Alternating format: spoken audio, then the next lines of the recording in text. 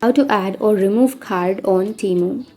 So if you want to add a card or if you want to remove a card on Temu, then what you need to do is first you need to have the Temu application. So make sure to install the application from your Play Store or your App Store and tap on the Temu application and open up the application. Once you've opened, make sure to create your account if you don't have it, or if you already have an account, then log into your account. Once you've logged in, you can go for the UI icon, which is on the bottom middle, and then you can go for settings, which is on the upper right. Once you're here on the settings, you will have your payment methods.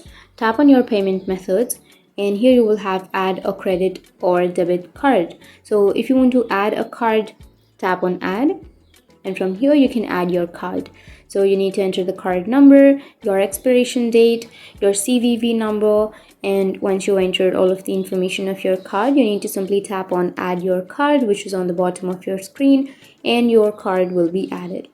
And that's how you can add your card. But if you want to remove a card, then once you've added your card, you can simply have a remove button under your card. So you can simply tap on the remove and then you can remove the card, or you can delete the information of your card.